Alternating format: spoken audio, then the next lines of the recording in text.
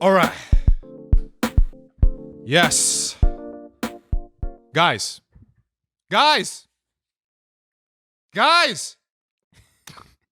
I guess you're excited. We got somebody special today. We got one of the funniest dudes I've ever seen in my life in terms of stand-up comedy. I saw him perform with Brian Callen, who was headlining. And I thought he killed it harder than him. And I was like, who is this guy? I was like, who is this gentleman? And guess I'm a what? gentleman now. He's a gentleman. And you know what his name is that I found out? Willis Turner. That was like way too drawn out, Right. not even being that like. It was like, dramatic. "Whoa." Yeah, it was dramatic. Like it was my name was gonna be like, would you believe his name would be Adam West? Like The original Batman. right. You're like, What? Dude, I had that VHS of that Adam West Batman movie. Like back in the day. Yes. With the shark and the dynamite, the ladder. the boom boom boom. Yeah. Yeah. And he'd run like that. Exactly. And a Catwoman looking like really super fine. Yes. And then there's like classical music playing in the background. Eartha Kitt. Which kid? Eartha Kitt was the original like. Oh, is that her name? That was the Batgirl's name. Oh! I know that one though. Yeah. That. Markers. She was a. Can you believe Catwoman was black? Black. Yeah. Right. Yeah. That was taking a chance in the 60s. Yeah. But then they brought it back and remade a really shitty Catwoman, Right. but put in Halle Berry. Well, yeah, that's true. Halle. It's not because she's black. No, she's she fine was- as hell, but but it's just That wasn't. the movie was just whack. They wrote it for someone else. Yeah. I don't know who else, but it wasn't. Nah, it wasn't that. But why is it raining today? I don't know. It just kind of rained out of nowhere, right? It did. I mean, the weather people knew, I guess, eventually. But it just, I wasn't I thought it was supposed to rain later. Was it? Yeah. It was supposed to rain like later on tonight because I guess, I don't know if how soon you'll put this up, but the Oscars When is that? tonight. Oh no, it's not gonna be up to. It's not gonna happen. Yeah. But we can still talk about it. Right. The Oscars is going to be rained on because there was no black people nominated. Anyways, I guess if you want the rain to stop, you put black people on and then the rain stops. It's a fact. It's, Yeah, you got the Native Americans to do the rain dance to Right. to make it happen. to make it rain. To make it rain. And you put black people to make it stop. Because they got only a quarter Native American, you know. Yeah, yeah. Every black person got a little bit of Native American. Because any more, it'd be raining. Right. And we don't really want that. We don't want rain. Nah, Not. Do you watch the Oscars? No. Yeah, sometimes I watch the opening monologues just to see. Then I stop because I don't really care about all the categories all the time. Like best, foliage. Like the. I don't care who made the horse sound, like the galloping sound. I don't care about that. I got better. I don't know what. Can I curse? I've been cursing the whole time. Oh, I didn't know. I don't know. Some people like 6 times already. some people like don't curse on my podcast because I put it on Christian networks. Oh, fuck that. I don't sell my soul Well, you should. to Jesus. Okay? Well, I said I mean, it's better than selling it to the devil. that's true. That's true. That's true. But it's a little bit more fun being a heathen. Right. It's more profitable to the devil. Do that. Lucifer. Hail Satan. My mom is looking down and going, "You going to hell." Anyways, because my mom's a very religious woman. Yeah. She always like, you need to give Jesus your time. You need to give Lord. The Lord needs your time too. I don't know why my mom sounds like that, but she doesn't. Like Catwoman. Yeah. But yeah, it's raining. The Oscars. Supposedly not enough diversity in the Oscars this year. Yeah. Which is like always. Well, that's what I'm thinking. Like every time they go, there's no diversity. Then next year is like all this diversity, and then the next year, the year after, all right, cool, we put enough minorities in it. Y'all happy last year? Okay, back to what we used to do, right? Yeah. All white. It's like we hit the quota. Right, we hit the quota last year. This year we're not. Yeah. This year we're just going to we're not gonna do it. So be happy with last year. Look back. Anyways, yeah, there's YouTube clips, right? Just like remember the good times, right? Well, good times. That's it. Yeah, good times. Everyone is a good time. I don't know the song. Yeah, do you know the song? No, I don't remember. I don't know. Yeah, man, I feel like even with the Asians, there's really not much Asians. Like, like they talk like it's changing. No. It's different. It's like, okay, Netflix has a couple more Asians on it. Good. But the fact of the matter is, the place where society is the most impacted, the way they view the world, is through Hollywood. Right. I mean, I feel bad for Asians because they gave you Crazy Rich Asian, right? Yeah. And that was how long ago? 2 years ago? Something like that. Right? No, less than 2 years, because that was when I was still in a relationship. So a year ago. About something like that. Right? Mm-hmm. So a year ago. And now there's no talk about Crazy Rich Asian. Like you would have liked for them to like, oh, we have the momentum. Let's keep it going. Dr. Ken, his show is canceled, except for he's on Masked Singer. Oh, the Masked Singer, yeah. Masked Singer. But that's like, he's just the jester. Right. Yeah. Right. And so I don't know. Maybe I don't know. It's so funny. They always go the minorities and they go black. It's like, well, there's more than blacks as a minority. There's Asian, there's Latin, there's the Aborigines. They have nowhere. There's like, and then I mean, the Pacific Islanders. It goes on and on. Like, right? Yeah, like even Indians. Yeah. The Indians, like not Native American, right? Not Native American, but Indians from India. Yeah, you're right. Like the head bobbing Indian, right? You know, yes. like, my friend. Yeah, the latest technology type. I mean, you like they're named Pretty. You ever met an Indian? An Indian named Pretty? Yeah. No. Pretty. I had a job one time, and my boss, her name was Pretty George. That sounds like a black person. I know. Not Indian. But she was Indian. She was Indian? Yeah. She was pretty. I if I recall. Have you done shows with all a native, predominantly Indian crowd? Never. You should. A lot of beautiful women. Yeah. Dude, no, Indians, they got some crazy eyes too, like they like different color eyes and yeah. Which I'm allowed to look at now because, I'm single. Single. Ladies, he's on the market. Yeah. Snatch him up before he makes it big, and then he's only talking to white women. Yeah. Specifically blondes. Right. No diversity. Yeah. Because they're the fucking the golden. Right. That's the golden goose or the golden egg or the golden fleece. Yeah. Or something. The platinum feast now. Shit, man. You know what I feel? I feel like even now still, that's like they're put up on such a high pedestal. Yeah. Like, oh, I got her. Mm-hmm. I got her because she's white and blonde. Yeah. They don't care about anything else. It doesn't matter if she's smart. It doesn't matter if she's got a hobby. It's just, oh, I got a white woman. Like I got look who's on my arm. Right. She could be ugly and still blonde and white. Yeah. Like my uncle he loves white women, but all the white women he dates are ugly, and I was like, ooh. Like thick though, but not good. No. Thick. Like, oh, they're just ugly. They're just ugly. Like meth addict. Yes. Yeah. Like he dated one woman that was so ugly, I would have to go to sleep every time she came over. I was like, I gotta go to sleep. I was like, oh my gosh. Like literally. Like when I couldn't go to sleep, I would put a picture of her up. Oh, it's a Babadook. Oh my God. Oh, yeah. Like the Boogeyman's real. Right. She's a female? Yes. Like literally I would put her, she was just like, whoa, damn. The one, I hooked up with two white women in my life.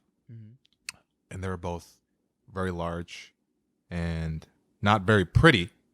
And one of them, here's the issue about blonde hair. Okay. You can't really see it, right, if it's on the body, right. Like when I kissed her, she had stubble, like Ooh. man stubble. She was a female. She was not Okay. transgender. No, like the vagina was right, real vagina. Right. You like, I need baby pictures. I didn't ask for your sisters. I mean yours. Right. Right. And like I never kissed a woman with stubble like that, and I couldn't see it, but I felt it. That wasn't your grandmother. Yeah. Grandmas have stubble. Like my grandmother, I love my dear. But I kissed her and she was, that's stubble. Actually, Asian grandmas don't really have that. I think a lot of Asian females don't really have as much hair, you know? Right. Asians are typically known not to have hair. Yeah, I got some hairy ass legs though. Really? And hands. Look at my hands, man. Oh, wow. Like for Asian. And I have very little. Do you know why? I trimmed the side of my hand, the top of my hand, because it pops out. Oh, wow. So it gets hairier. Wow. I'm like a porcupine on my hand. Yeah, see, I don't have weird. much. If you look. Oh, shit. I got more than you. Yeah. I'm not a real hairy person. Yeah. I had a girlfriend that was Asian, and she goes, "You're like a little Asian man." you're like an Asian man. Like you don't have hair on your body. You're Asian. And I'm like, I'm not Asian. And she goes, "You're close, real close." You could pass for Filipino though. Really? Like you could say you're half Filipino. Yeah, I guess. If you wanted to. If I wanted to, yeah. If you really wanted to. Like if you wanted to get that one role. And they're looking for diversity, but they're like, we need something a little, like it's great that you're black, but we need more. Right. I'm Filipino. Yeah. It's like, oh my God.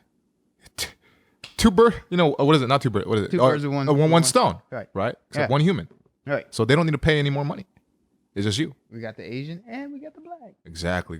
So I think when I introduced you at the last show, I said you were doing stand-up for 30 years. I think I was wrong. Was I wrong? Yeah. Okay. I haven't been doing 30. 20.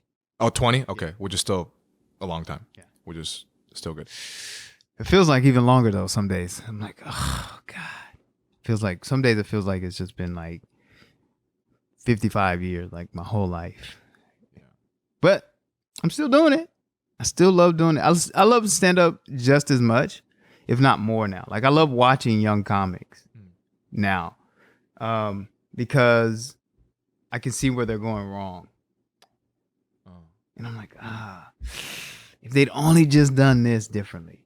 You know what I mean? Like that's the one thing as a when you get it's almost like that football player that sees the comic or sees the play developing before it happens. Mm-hmm. You know what I mean? Like you're like, oh, I see it. It's about that. Oh, that receiver should have done this, or the defensive back should have done this, and he'd have been right there.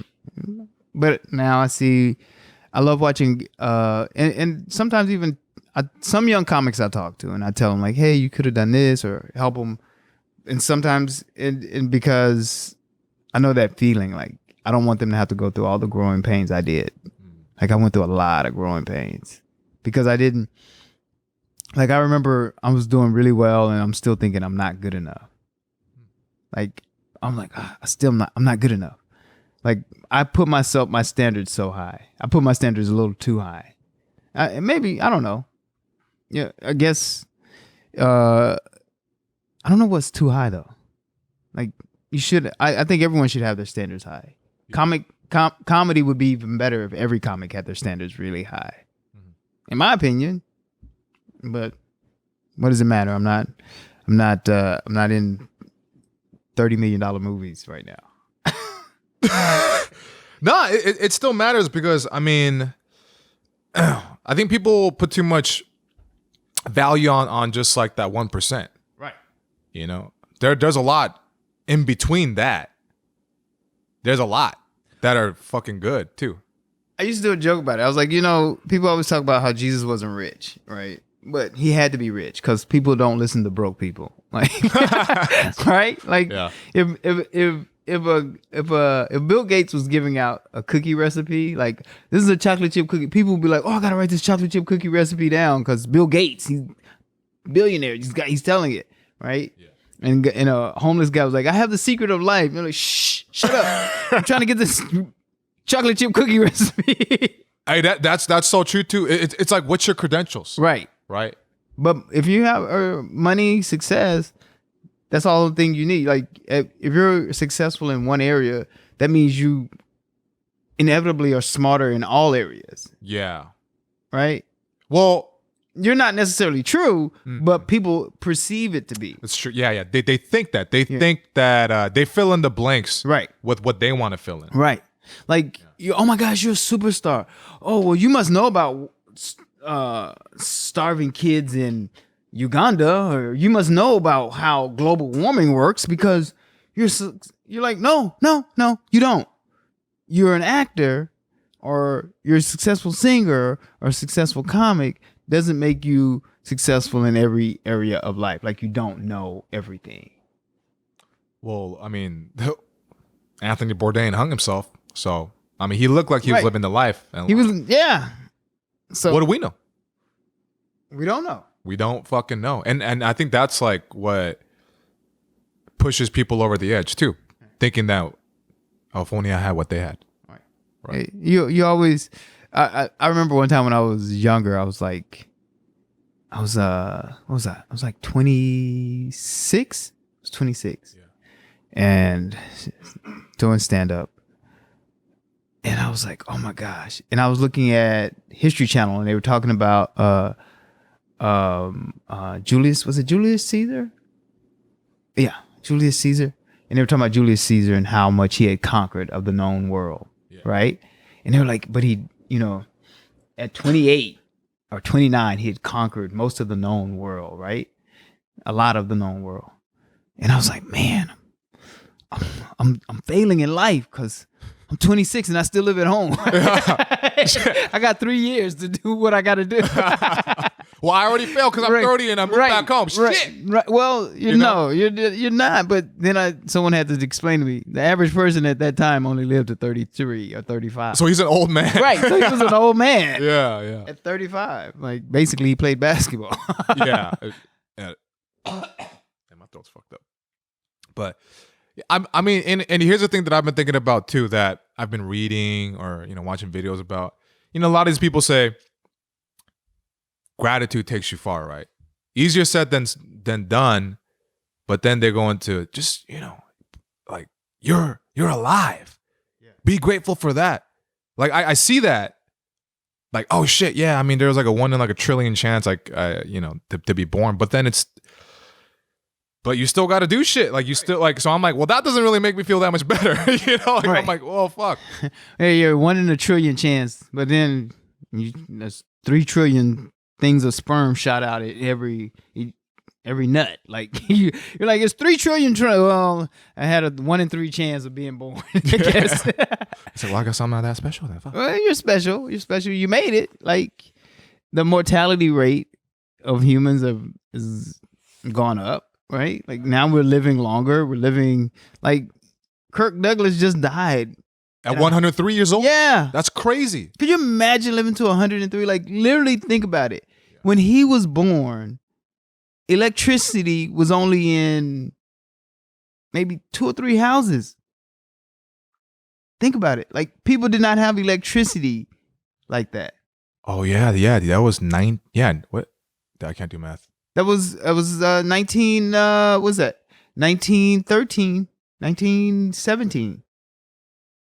Oh, and he went through all the wars too. Yeah. He went through World War I, World War II. Well, he couldn't fight in World War I. He was probably been too young. And World War III. I mean, no, not World War III. World War II. Hopefully not World War III. Hey, please, no World. Please, no World War III. Yeah. And then we had Vietnam, the Korean War, and everything else. Like there were lots of skirmish, the Bay of Pigs, Like he saw, man, I could imagine living that long. I don't think I want to live that long. I don't either. I met someone that one time, I remember every time I think about people living like 90 and 100 and stuff like that. I remember I met this lady one time and she was like 95, 96. And I was like, wow, you've lived a long life. What a blessing. And she goes, no, it ain't, baby. No, it ain't. Okay. I every day I wake up wondering why God ain't took me. Like, why not? Why haven't you taken me? You taking everybody else around me. Yeah. Why not me? Like, and you're like, wow. She's like, it's not a blessing. Everybody I know has died. Like, you've outlived everyone you know. Even your children. Right. Like she had outlived a lot of her children. That's crazy. And I can't even think of that. Like, I couldn't imagine when you have kids, you'll see that you don't want to outlive your kids. Yeah. Like, it's not natural to outlive your kids. It's natural for you to die and your kids to die after you, because that's a lot of pain.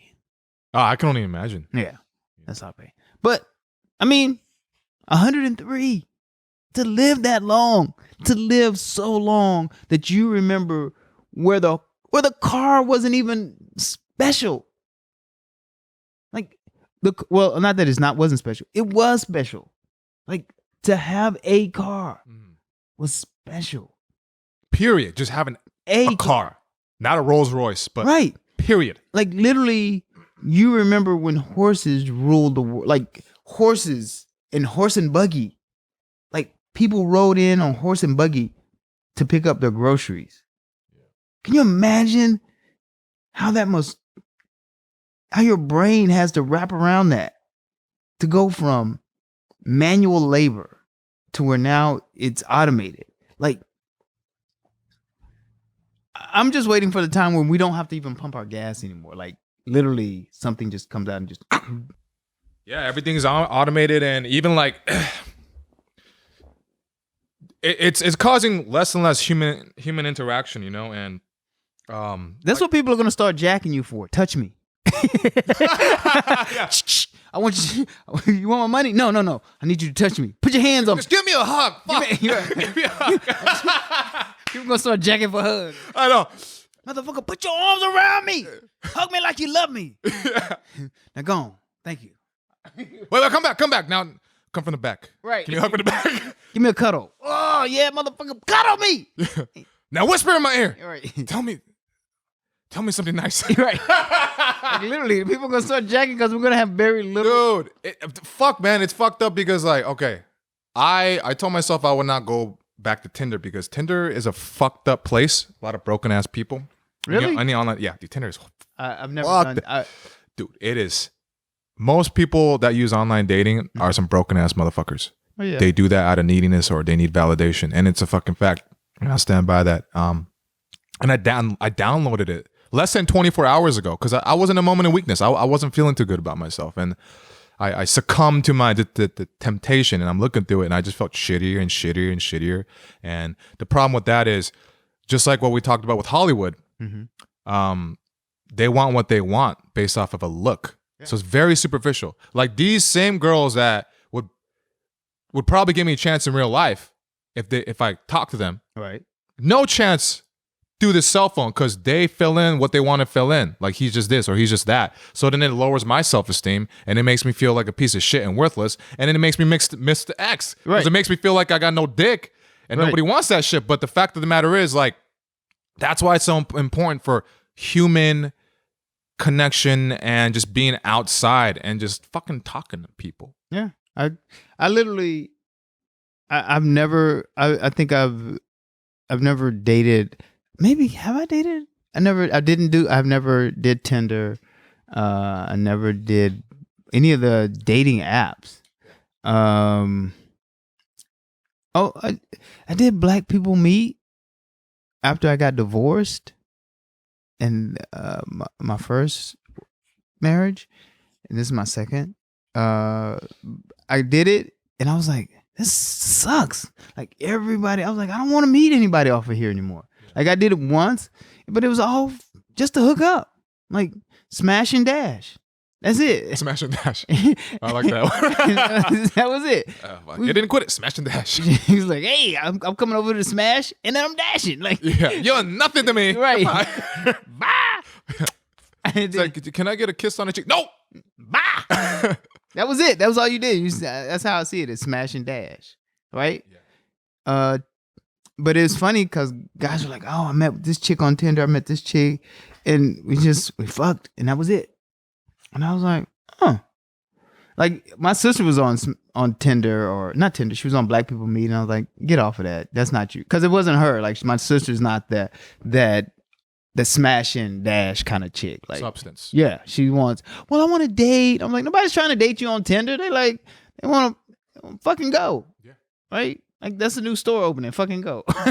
They want to bust a nut and feel horrible about themselves. Right. And continue on the process. Right. Literally, that's all it is. Like I don't even understand. Like I guess like it's funny when I meet guys that are on Tinder that are over 40, because I was like, oh, you're trying to relive your 20s. Oh, to make up for some shit. Yeah, right. Like if I was 20, yeah, Tinder is great. In your 20s, you know what I mean? Like, because you're just like, well, yeah, in my 20s, I want to smash and dash. That's all I want to do. Like, go, right? I mean, or if she's really cute, go. Or if she's not cute at all. Right. I'm like, never mind. I'm going to go jack off with Sam. Wait, give me a kiss. No. And No. Yeah. No. Yeah. True story, by the way. True story. Like, there's some ugly women out there, and I shouldn't dog ugly people. Like, that's the last people you can dog, ugly people. Like, you can't make fun of people that are diminutive in height. You can't make fun of overweight people. You can't, but you can make fun of ugly people, right? Like, nobody cares about ugly people. No, there is no mercy for them. They're like, yeah, they're ugly. But, I guess ugly people need love too. They do. Not from me, but they need it from somebody. No, definitely not from you, because you have a joke about ugly people. So, yeah, because there's fat shaming. There's like other. There was no ugly shaming. Nobody's like, you don't do that. Damn, that's fat, and that's not even their fault. Right. Well, some of them it might be their fault. Right. Like, it's so funny. I remember one time this one girl was hitting on me, and she was not attractive. And so she was hitting on me and not attractive in it. And I was like, I'm good. And I felt bad because she gotten into an accident. And so that kind of messed her face up. Right. And so I was like, I felt bad because I was like, I'm not attracted to her, and she'd been in this accident. And then, I'm talking to her, and she shows me a picture of how she looked before the accident. And I was like, oh, I still wouldn't date you, right? Like I was like, I felt so much better about myself, because I was like, yeah, I still wouldn't have dated her before the accident either. Yeah, because I was like, ooh, I shouldn't judge her based on the accident. And then when I saw a picture of her before the accident, I was like, yeah, she was just not attractive. Like, the accident didn't hurt her; it just revealed more of the truth of what's going on, right? No, because like when it's like a really pretty woman that passes away, or they get fucked up and it's on the news, everybody's like, oh my God, oh, she was so beautiful. Yeah. Like that. Why is that the only thing that matters? Right. She was like, oh my gosh. Like, I guess it'd be like a guy with a big dick. Like, women be like, oh, yeah, why do you have to go? He has such a good dick. Like, and look at that big old dick. Like, actually, I got a question about that. I told my ex, I told her, I think you love my dick more than you love me. Because she would sometimes after sex or even if we didn't have sex, sometimes she'd just crawl down towards my crotch area and start like petting my dick and talking to it. Like sweet whispers and shit. Really? And she wouldn't let me hear what she was saying to my dick. Okay, that's odd. It happened a lot. Yeah. Has she tried to come back and fuck you? Oh, I blocked her from everything. Why? Oh, because I told you about the car thing. Yeah. Oh, yeah. But no, that's enough. She wants to get back with you. Says who?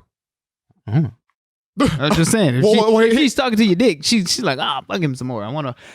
You never just hooked up with a chick just to sex? No, I have, but like, I'm emotionally attached. I can't go back to that because it was a dangerous, unhealthy thing. I'm not trying to advocate. Don't get me wrong. Like I thought about, I'm like, but I already I already fucking ruined that because I posted up the clip of me talking about when we went to couples therapy. I posted on my Instagram, and then I guess she saw it. She didn't tell me, but this other friend that was our mutual friend that I knew her longer, 6 years, and the ex knew her for 1 year, and then she chose her side and was trying to get me to take down that post, saying you ridiculed her. No boyfriend talks about their ex-girlfriend like that in stand-up comedy. I was like, you don't know what you're fucking saying, right? Because there's some look. I don't talk about my ex-wife badly, but there's some guys that talk about their exes so bad. Like you literally go, ooh, and you try to figure out who she is and what she looks like and what she like.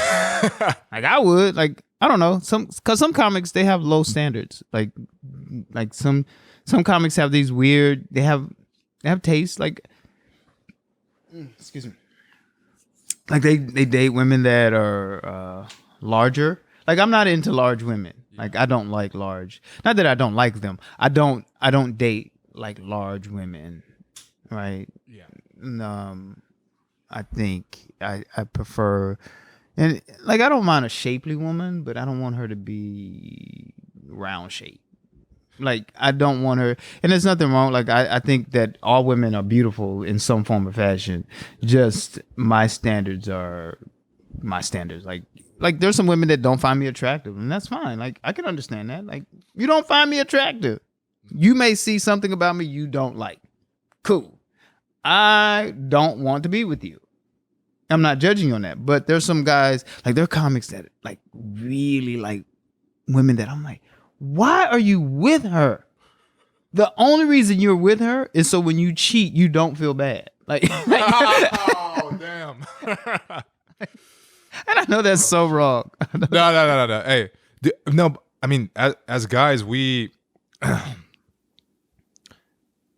I feel like we get in a relationship sometimes for, actually, like a lot of times for anything but like the relationship. Because like me, I stayed in a relationship for another year because I saw that I can get material from it. Well, I know. Like I'm not even. That's a comic in you though. Like a comic would be like, I'm gonna stay in it because the material is great. Yeah, because it's so toxic. It's so bad. There's always shit coming up. There is always shit coming up that I could talk about. Right. You don't want to let the golden goose go. Yeah. That's honestly, that's a huge reason why I stayed in it that much longer. Okay. Which is fucked up. And that's why some guys date certain women. Like the women are messed up, or some female comics stay with guys. The guys are messed up, but comics will stay with people that they shouldn't be with for the material. I mean, that's like a rich guy. He won't leave his wife because he doesn't want to give up half. Like he's like, I don't want to give up half of this million. I mean, a comic is, as a comic, you're like, oh, I ain't making that much money, so I'll give up this, $10, right, or gas money. Comics don't make a lot of money until they get on TV or start really touring and doing the road or cruise ships. Comics are doing cruise ships now, right? And some like it, some don't. I guess I would prefer to do. If I was doing cruise ships, that'd be fine, I guess. But I want to be home more so that I can see I have a daughter, so that's it. But yeah, what were we saying about comics? I think I've stayed in one relationship longer than I should because I thought I needed not for the material, but she was like my crutch, right? Oh, okay. That was why I stayed with her. And I was like, God, I shouldn't be with her, but she helps. Like when I feel down or bad. So that's why I stayed with her. Actually, that's the other half of why I stayed. Yeah. It was that. Even though she was causing the trouble. Right. But you can still go back and feel like you're somebody's there. Hey, I fucking killed it at this bar show with 8 people. Oh my God, you did? That's great. Wow. Wasn't it fun? Yeah, it was great. It was fantastic. If you were there, you would have saw. Right. It's like, yeah, I'll go next time. That and they're never shit. going. No, she always went. Oh, really? Yeah, she'd go like not to 95% of my shows. Wow. Yeah, but there's all the other issues that come with it. Right. But like that was nice. Did I ever meet her? You did once, only once at that show, the one where you headlined, the first one. Okay. Where it sold out. That crazy one. You met it real quick, so you're not gonna remember. Like, No, it was yeah, I don't remember. yeah. And not that she's not memorable. She was a very memorable girl, Yes, super memorable. but I can't remember. I just have a bad memory. No, you would no. There's no there. Like you didn't even have a conversation. You wouldn't remember. Oh, yeah. okay. Even if you like Yeah, if I didn't have, I wouldn't remember either. yeah. Even though, yeah. Anyways, How does your daughter feel about you and your path? I think she likes it. She thinks it's cool because she gets to tell her friends her dad's a comic. But I think, I don't know. As a dad, I'm different than what I am as a comic. As a dad, I think I'm a little stricter. Like I'm not like, but also if it's funny, I kind of let her get away with stuff a little more. I do. If it's funny, like I'm like, all right, you shouldn't do that, but it is funny. Just don't tell your mom. Right. Like I'll let her get away with stuff. She doesn't know that. But I'll let her slide on stuff if it's funny. I don't know. But it's just because I'm like, oh, it's so cute. It's so funny. Or when she says stuff that is funny to me and I'm like, all right. Like I literally got to get mad. I got to get mad so that she doesn't know that I think it's funny. Like you try to like force her to come out. Huh? Yeah. Yeah. Like But you're still laughing inside, but like, no. Right. Hey. Yeah. Yeah. Yeah. Like I'm like, she's like, if she would understand that the funnier it is, the more stoic I get. So that I don't laugh. Because I really just want to laugh. Yeah. And I think, so I'm just like, okay. Because she is funny. My daughter's funny. And I don't know. People say it's because of me, but it's because of her. She's just funny. She's a quirky kid. I mean, she absorbs it from you, even if it's like the unspoken stuff. It's just the energy and the vibes that emit from the parent, I believe. Yeah. That they absorb as well. Yeah. Like my dad's funny. My dad was funny. My mom was funny. My mom was, well, she was funny, but mean. That was the difference. Like she, oh, well, I get that later. She was, excuse me. She was mean about like everything. Like my mom was like politically incorrect to the umpteenth degree, to the point where you go, wow, your mom needs therapy. Like she needs to be Me Too. My mom would be Me Too. like really bad. I would have loved to see that though, because I'm tired of the bullshit now. Wow. There's just too much PC. Well, my mom is. But it's on that level. Yeah. Like she's the Archie Bunker level. You remember Archie Bunker, All in the Family? Oh yeah. All in the Family. Yeah, that fucker. Yeah. Like literally, like her and her sisters are all like my aunt. I have an aunt. Like she thought, I remember one time I used to do a joke about her talking about white people. She was like, oh, white people crazy. She go, I was like, oh, like I would watch the news with her and she would go, I bet you it's white people. I bet you it's white people. I bet you. That's white people. Because they crazy. White people crazy. Yeah. And then it was like, oh, and there you go. And then they show the guy and they'd be black and go, well, I bet you a white person drove him to do that because white people so crazy. They'll drive you to do stuff like that. Yeah. And I was like, Annie, you can't do that. You can't say that. She's like, what? They crazy. White people crazy. And I was like, oh, God. Okay. Never mind. Like that's how she always saw white people. But we're from Texas, so. Well, I mean, back then too, right? Yeah. Like she told me how she couldn't, there were whites only water fountains. I was like, wow. That's still fucking crazy, like just imagining that. Yeah. Because like my generation, at least in California, we're like, oh, well, they're passive aggressive or they weren't as nice to me as the other person when they gave me that, right, my meal or whatever. Right. But back then it's like, you can't drink water. Right. Like from that fucking water. fountain. The things that gives you The life force. Right. Yeah. Water. That you can't have. That's fucked up. Like, why that? Like, the minute thing of water, right? Yeah. You're not good enough to drink out of that water. I could see if there was a an epidemic going around. Not even then, because no one should drink out of the water fountain. Like now, it's funny because no one drinks out of water fountains really anymore, right? Yeah. Like when's the last time you drank out of a? When's the last time you drank out of a water fountain? Maybe a few months ago, just because I had no choice. Right. I didn't want to pay for a water bottle. Right. Yeah. that was really it though. Like, but no, I rarely ever drink from a water fountain. Like I haven't drank from a water fountain probably in about, I say almost a year and a half. Yeah. And I know that sounds like crazy specific, but it's probably been about a year. I know over a year. Because when I go to the gym, I take my own water. When I go places, I keep water in my car. Even at work, they give you water bottles or little cups with things. Yeah. Maybe that's why. Maybe that's part of why white people love going to Africa and then putting up wells and shit. Right. Trying to make up for the past. That's right. They're like, I'm sorry, black people. Here you go, water. Here's all the water you need. Like, no. Well, that was the thing, though. If you were from Africa coming to America, they didn't see you as black. It was if you were born as a slave, they treated you less than. Wasn't that the craziest thing? Yeah. Like if you were from Africa, oh, come in. Go sit, relax. But you're from, like, in the 60s. I didn't know that. Yeah, if you're 60s. But I mean, how do they, if they don't talk, how are they going to know?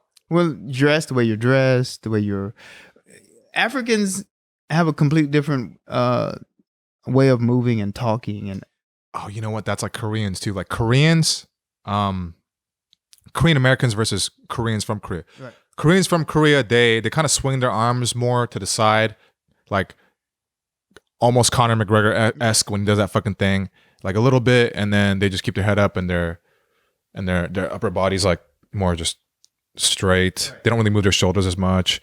But then Korean Americans, it's more like the whole body goes into it, right? There's a little bit more swag because we had to learn how to walk like that. Otherwise, we look like a bitch, you know? Right. That's just the way it was. I remember in high school having to practice that walk in front of the mirror because I was too skinny to have the natural, natural sway. Now I have some muscle, so it comes naturally. But like I had to force that. Wow. Yeah.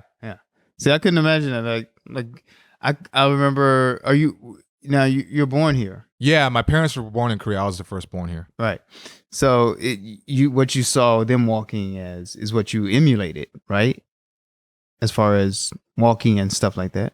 Yeah, I think so. Well, no, I think a lot of it is because my dad beat the confidence out of me, right? Right. Well, yeah, that's the big part. So I'm just like, I just like curl up into a little ball, like like an armadillo. Right. You know.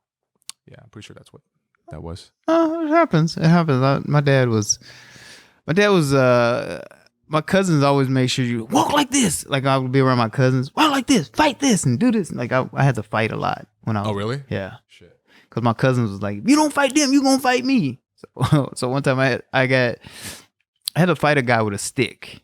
Oh shit. He had a stick, and my cousins kept pushing me into it. Yeah. And he would hit me with the stick, and I had to learn how to. I figured out how to get the stick away from him, like closing and getting the stick away from him and punching him. Oh shit. Like I literally had to figure that out. Right then and there. There's a guy with a stick. He's a kid. He's the same age as I am. And my cousins, who are 5 years older than I am. And they're like, no, you gotta fight him. And I was like, but I don't wanna fight him. No. You're gonna fight him. But I don't want to. No, it's not if you want to or not. You're fighting him. And so they put him in front of me with the stick, me, and then they stood behind me. And I had to fight him. Because if you backed up, they'll fuck you up. Mm-hmm. So you had no choice. I had no choice. Trial by fire. Right. Oh my God. That's kind of how they taught me to swim too. Like they were like, oh, we all swim. I'm like, yeah, but I don't know how to swim. Yeah, well, you're 8. You gotta learn to swim now. What? Yeah, you gotta learn to swim. And they just threw me in the pool. I was like, okay. And they're like, all right, well, that didn't work, huh? Did you figure out anything? No. They pulled me back up out of the water, threw me back in. Oh shit. And then they were like, okay. And then they gave me like a quick little lesson, like, okay, you kick your legs like this, do your hands like this. Learn. And I was like, I I made it to the side. I lived, and they're like, "There you go. You can swim now." Can you swim better than that now? Yeah. Okay, I would hope so because I can barely swim. I swim. Horrible swim. I love to swim though. Really? I do. Even though that was my trauma. Like I love the pool. Like I love getting in the water. But I just remembered what I would do is started watching people swim. Like I watched how people swam, and I was like, oh, I think I can do that. Like, and that's what I did. And you just emulate them. Yeah. Okay. I just started emulating their style. That's how I learned how to swim. Like, it's funny when I used to swim up backwards. Like, it was easier for me to swim backwards than forward, like on my back. Right? Yeah. Me too. So I would swim but I would never bring my hands out of the water when I first started swimming backwards. So you just keep it under and just yeah. Okay. Like underwater butterfly? Yeah. Yeah. And then I was like, oh, why do these people's hands keep going backwards like that? And I was like, oh, that's how you swim backwards? Yeah. Shit. Yeah, I don't know, man. Like that would be weird to see Michael Phelps swimming like that, like whoosh, whoosh. Yeah. If he won every gold medal like that. Yeah, that would in a be freestyle. Yes, that would be hilarious. It would go viral, you know, like he'd be never forgotten. Be a lot of memes. Right. You know. Yeah. Like I've been compared to a drowning whale, somebody once told me. Like I look like a drowning whale when I swim. And then I got out of the pool and then they're like, you shine like Jesus. They said that right after that too. So because I was really pale. I'm still pretty pale right now. You were baptized. Well, yeah. Jesus probably wasn't that pale in the real Jesus who was in the sun all day. Right. And walked everywhere. Yeah, with those fucking flip-flops. Right. You know, like yeah. When they say he's white, okay. That's very loosely. Like historically, like geographically speaking, with the evolution of humans in each perspective area, like come on. Right. Like that's just ridiculous. Yeah, that's dumb as fuck. Like I don't get that shit. Yeah. So where were we going with that? Shit. I know I was going somewhere. Anyways. But swimming. Do you swim? You say you swim? I don't swim. I just lift weights. Like I just try to. I don't even lift weights to like progress in my strength and stuff. I just lift weights to look good. Wow. Okay. Yeah. Like it's purely for aesthetics and just to feel better and raise my testosterone. Right. Yeah. Like I work out, but I play tennis. I'm starting to play golf. Well, I shouldn't say start. I have some golf clubs. I've yet to swing them. Okay. I got golf clubs. Yeah. Now it's a matter of going to swing them. Yeah. Using them. Yeah. Mm-hmm. Do you buy a lot of things before you actually like do it? No. Generally not. I generally like to do it. And then I'll like, okay, I'm into this. Yeah. And I'll buy it. Because I bought this equipment, which is really expensive. Before I even started it. It's fucking expensive. Yeah. Yeah. To me, it's expensive because I don't make that much money. Well, that's like $330. That's expensive. It's very expensive, but it's really cool too. You know, you could have 4 people at once and whatever. But nice. But yeah, I was like, well, if you're gonna start a podcast, why don't you just invest in something for long term? Right. So that way you feel like you really have to do it, and you know, yeah, it's been 18 weeks in a row. Nice. 18 episodes, so that's pretty good. You're almost at a year. Yeah. 50, you guys got what, half? 18? No, 52. Close to half. Yeah, which is pretty cool. Yeah. Right. Because this week I kind of I waited to edit the video and everything until last night, and I still have to finish editing like one more Instagram clip at least after you go, which doesn't take that long at all. But yeah, because you know I was just like focusing on other stuff. Yeah, I just wanted to see if I don't do the things that normally make me feel good, like stand up and my like creative stuff. How would I feel without that so-called validation through social media or whatever it may be? Even though that's part of it too, like market, whatever. Right. So, can I say something? Sure. I love doing your shows. Really? I do. Even that last show where there was not even half compared to the first one? I still loved it. Really? Yeah. You still put on good shows. Wow. You do. Thank you. Shit. Really, you do. That's why I was like, anytime you need me, if you're like, hey, you're not closing the show, I just need you to do 5-10 minutes. Yeah. I would do it because you put on good shows. Do I really? Because I don't know. I don't really know. Huh. Yeah. That's why all the comics were like, oh wow, yeah. They did that too. Yeah, they were like happy. Everybody's happy. It was funny. I hit Teresa up to do her show. She hasn't hit me back though. Teresa Lu. Yeah. Have you done her show? She booked me like a month ago for this March show, which is like an underwear show. You're gonna be stand up in my underwear. Yeah, that's also what I'm working on more. Yeah. And she does stand up in her underwear. She has a lot of photos of her in like lingerie, so I think she would. Yeah, I'm I pretty saw sure. that, and I was like, huh, that was different. Yeah, she's in shape. Yeah, she look. It's interesting because some people look vastly different with their clothes on, and then with like less like in their underwear. She's an attractive. Luckily, she's an attractive person. Yeah. Not luckily, but it's good that she's. Luckily, fortunately for her, right? Yeah. Luckily, I would say it's good that she's an attractive person. So people want to see her in her underwear. Yeah. So she'll get more people to the show. 100%. Regardless if they're creeps or not, it doesn't fucking matter. People are people. Right. Bring them on. Bring them. Yeah. They can be creepy. As long as they don't touch her afterwards, you know. Because she's Chinese. She is Chinese. Yeah. Pretty good. See, you know that shit. You're half Filipino. That's what you know that shit. Wait, I gotta go back to the I want to go back to the what differentiates between like me putting on a good show even though there's not that many people versus other people's show. Like I don't really understand that. The energy of the show. Oh, okay. The energy of the show. Like it's still a good energy of the show. Like you can still, it may not be that many people there, but you can still do your thing as a comic. Oh, okay. You know what I mean? Like there've been shows where there've been 100 people in the room and it's like, this is a shitty room. Oh, okay. Like they're not really being receptive. Right. You know, like that's, it's, or they're hosting and they're making the room combative. You know what I mean? Like they're like, oh, shut up, everybody, listen to the comics. Shut the fuck up. You bitch, shut the fuck up. You motherfucker right there with the wonky eye. Shut the fuck up before I punch you in your other eye. You're like, whoa, hey, let's not do that. Yeah. Let's make this a fun thing. Comedy isn't about fucking everybody up and making it mad because you want it to be where every comic has a chance to be good. Or you know what I mean? Like as a comic, you just want to get on stage and tell your jokes. You just want a room that'll at least listen. You don't care if they like you or not, but from the beginning, you want them to just listen. Yeah. Because if they listen and you're decent, they'll at least like you. But if you go up there, fuck you, listen to these motherfucking comics, I'm gonna fuck you up. You're like, whoa, okay.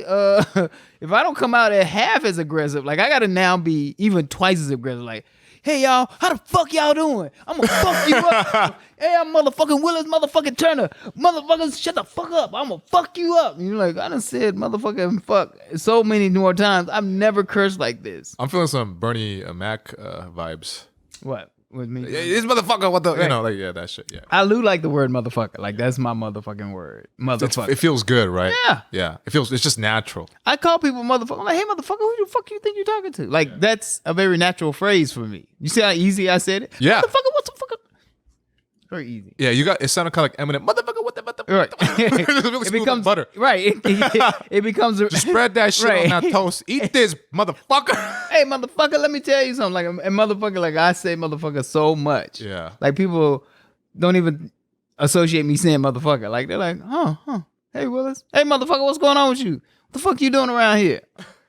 Hey, nothing, just hanging. I just imagine your wife be like, Willis, can you just please call our daughter by our name? Right. Right. You always call her motherfucker. Hey, motherfucker. I love you, motherfucker. Come on, give your motherfucking daddy a hug. Like, no, I don't talk to my daddy. I know. That'd be hilarious. Yeah, it would be hilarious. Yeah. It's so funny. It's certain people I just don't curse around. Like, I never cursed around my grandparents. Ever. Yeah. Which is odd. Like, my cousins would curse around them when they got older. They would curse around. Who, my grandparents? Yeah. No. Oh, shit. Oh, I was like, damn, you got some... No, my grandparents, they lived a long time. Like, my grandmother lived till she was 92. Yeah, my grandfather lived to 95. Yeah, my grandma's turning 90 next week. Wow. Or 2 weeks. Yeah. And then my grandfather lived till he was 88, and my mom's mom lived to 86. So they lived like into their 80s. And my grandfather, my dad's dad, we had to make him stop working on the farm. Like if I worked on the farm, you wouldn't have to make me stop. I would just stop. Like I do not like farming. You're just waiting for a sign. Oh, the sun's going down. I Right. can't really see the ground very well. Down. Oh, look at that. It looks like rain. I better not go out there. Like, have you ever done farm work? No, I grew up in the suburbs. Every summer, my dad would send me to go out and work on my grandparents' farm. And I was like, I hate this.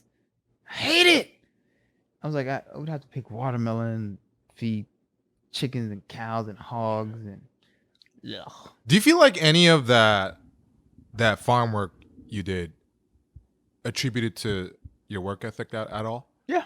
Yeah. Because I feel like that's always the thing, like the farm work. Yeah. Well, it attributed to where I was like, you know what? I just got to make it through. I don't care what I do, how much I got to do. I was like, I'm just got to make it through. And that's what I did. Like every job I've ever done, no matter what, like whether I liked it or hated it, I was like, if I love a job, I'm like, oh, I don't want this to end. But I was just like, I'll just, when it ends, I'll make it through. But it made me work really hard.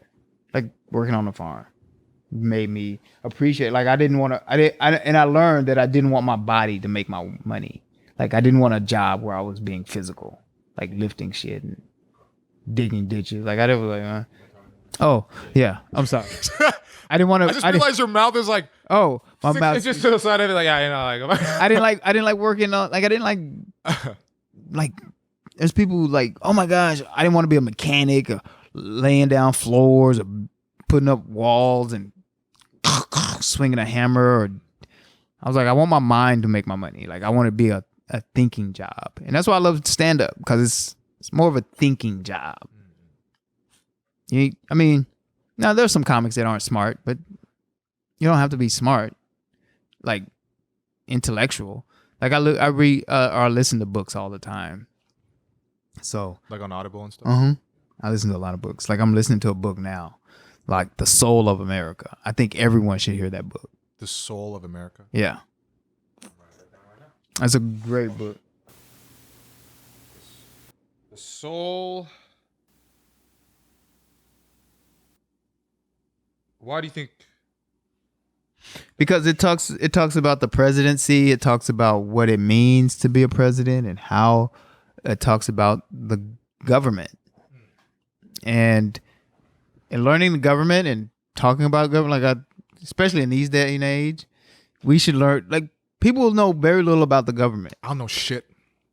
Yeah. So I do need to learn. Yeah. Like people have very little understanding of the government. Like what does it mean when you're talking about Congress and bills and laws and amendments and how those work? People don't even understand how that works. Like, and it's funny because we learn it in government. Yeah. And why do habeas corpus, right? Like getting your rights read to you before they arrest you. Like you have the right to remain silent. All the other things that happen to us are governed by laws. Like why you get to have, like, that's what's so great about America. It's not that America is the greatest country ever, but what's great about America is that where you start in life isn't necessarily where you have to finish, right? Mm-hmm. Like in other cultures and countries, where your parents were is where you will be a lot of times, right? Yeah. Like if your dad's a blacksmith, then you will be a blacksmith.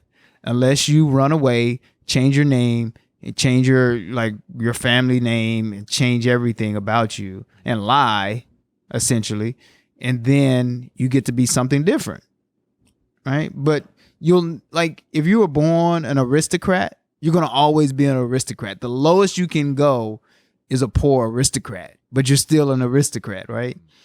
If you're a serf, or I don't, not that anyone has serfs anymore, but if you're, I don't know, a peasant or whatever, I don't know what people are called. Like if you're just a normal everyday person, that's as high as you can really ever attain, right? But in America, you can be like, okay, my dad was, well, I don't know, say your dad was a blacksmith, but now I own a Fortune 500 company, right? Like your dad swung a hammer in heat every day, but now you own $1 million company or $1 billion company. Or can you imagine that? Like there's not very many places that can happen, right? True. Like people get locked up here and they become millionaires after like 10 years of prison. Yeah. Yeah. Like where else can that really happen? Not a lot of places. Like you can maybe London or the UK, maybe. And there's no African country that I can think of that. There's no real countries that I can really see that happening. I think there's a little bit more forgiveness in America. Yeah. And people love the stories too. They really do. Like they might at first be like, oh, who's this fucking guy? Right. But then when you get to that point where like, oh, like you're doing some shit, then you have this awesome story and then you're doing a TED Talk. Right. They love that story of redemption. They love the redemption story. They love the from rags to riches, or I made a mistake. I fucked up. I did some horrible shit, but now I'm here and I'm putting it out there. Well, I'm definitely rags to rags right now. Rags to rags. I'm waiting to get to the riches, but yeah. Yeah. I'm rags to rags. That got deep, right? That got real deep. But that's good though. That's what it's about. That's why it's called the Set Breaker Podcast, because we go into everything. It's not just trying to just make people laugh. It's just whatever the fuck we want to talk about. Well, that's what we were talking about. And that's what we've been talking about. Since, like I told you, I wasn't doing stand-up this week, I haven't been socializing much. So like my socializing brain had to pick back up. Like I'd be on set, but I'd still kind of keep to myself and read the book, and I'd talk to some older females once in a while, because like I like MILFs, right? And it just makes me feel a little good. So like I talk to them, but besides that, I didn't do my normal socializing, so like I get kind of fucked up when I don't. Really? Yeah. I would say I it's funny, I haven't been on set. I haven't been on set the past 3 weeks. I haven't done it. Oh really? Yeah. I've just been doing stand up. That's it. That's why I'm trying to get booked in any show and every show that I can. Like I'm like, okay, I need to eat. I was like, oh, that was you. I was like, yeah, is that the chair? No, that was me. That was me. I ate something earlier this morning, but I was like, gosh, I'm getting hungry. Want some taquitos? What kind of taquitos? Beef. Microwave taquitos? Nah. Okay. Yeah, I'm good. You're like microwave. Like you said it like I'm gonna go home. I made some chicken. Okay. Barbecue chicken. Oh shit. Yeah. So since you've been having all this time to focus on your stand up, how's that been? How have you been feeling? I've been feeling great. Like literally, I feel like I'm in my element. This is what I do. Yeah. This is what I love. I'm also going to be working with a buddy of mine's, the guy I just met. It's funny. We just clicked. This guy, VJ, the Big Vanilla Funny is what he calls himself. Is he a white dude? No, he's a black guy, just really light-skinned black guy. Oh, okay. Yeah, vanilla. Okay. But he's a cool dude. And we've been talking about doing some stuff. And so we're going to see, like, I think it's going to be good. And also now I'm putting back on. I'm writing a script. Oh, shit. I hadn't been writing scripts in a long time. Yeah. But now I'm putting it on, and then I get to focus on my wife. I haven't been able to focus on her. So with comedy, I get to focus on her. Like when I get that, then I get to do. It puts more balance in my life. So how does the stand up help you focus on your wife? I'm home. Like okay. I'm home. I get to be home and help her and be present. Yeah.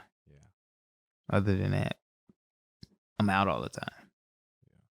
And she doesn't like it. I'm a bad husband. No. But that book that I was reading, it was talking about that. It was talking about how as soon as the man, succumbs to that the wishes of his wife for, not doing what he normally would do, which is his passion or his mission in life. Right. Slowly, she overtakes him and he loses the thing that made him him. Right.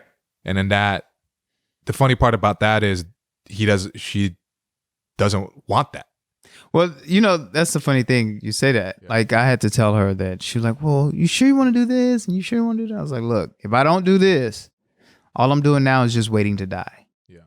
And I don't want to, there's guys that's okay. They're okay with just going to work, coming home, blah, blah, blah. Like the everyday 9-to-5 lifestyle. I can't do that. Like, it's just not me. Like, if I wasn't doing stand-up, if I'm not pursuing stand-up, then I'm pursuing the grave, is how I see it. Like, you're speeding up the process too. Like, I'd rather die. Yeah. Like, I'd rather be dead. I'd rather be dead than not doing stand-up. I don't care how many movies, how many TV shows I do. I want to do stand-up. Like, I love doing stand-up that much. Like, there's nothing else. And I know people are like, well, Eddie Murphy thought the same thing, blah, blah, blah. I was like, no, I will do stand-up no matter how many movies. I will go to little bars no matter how many movies, how many TV shows. I love going to those little hole-in-the-wall comedy clubs. Yeah, yeah. To just work out and do just whatever. See if you can win them over too. Yeah. Yeah. Because they don't care. Like, oh, fuck that, I'm trying to sleep. I just want to drink. I want to die. Right. Right. They're at the point of, I want to die. Yeah. Yeah. Like, I hate me, my wife left me, my dog. She shot my dog. You're like, what? But my dick don't work. Right. Fuck. Oh, man. Maybe if my dick didn't work too, I'd be ready to die. I touch my dick and it's like another arm. Ooh. It's useless. Oh, God. Don't even help hold a beer. Yeah. It can't even arm wrestle. I'm lonely.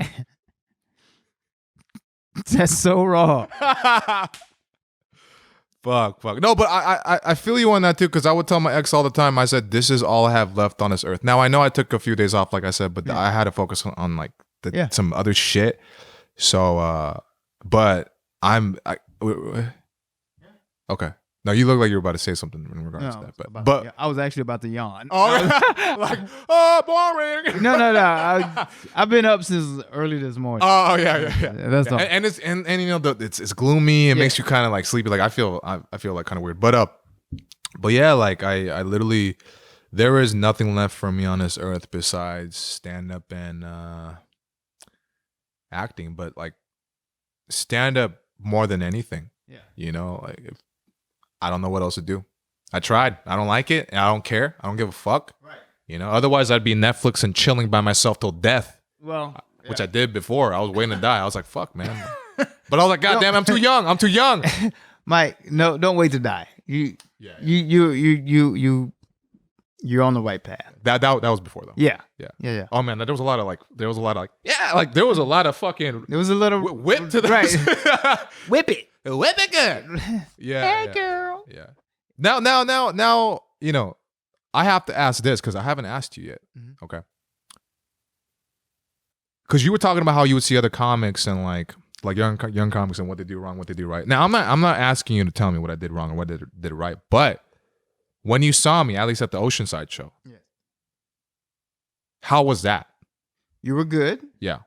The one thing I would cut down on is there's a lot of fat. Oh, okay. Like fluff. Yeah. Oh. And I would start cutting it down.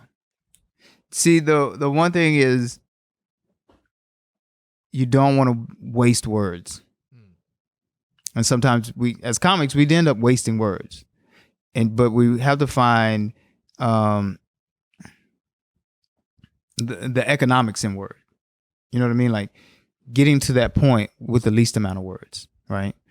And that was the only thing I was like, okay, because you don't want to, like, there's certain times when you're like, okay, if I make this longer and make people wait longer, the payoff has to be worth that wait. Ah, okay. You know what I mean? And you have to find out what is that wait time for the payoff. You know, like that payoff better be like, okay, it's worth it. Like I remember I had a joke that would take a long time to get to, but I was like, okay, but this payoff is worth it. Like when I finally got to the payoff, the punchline, I was like, is it worth it? And the crowd, if like I was very long-winded with my jokes when I first started, and then I was like, I can't. And people were like, huh. And each time they started laughing less and less and less. So I realized I had to shorten my jokes. So you shorten the jokes, and then you start adding more stuff to it.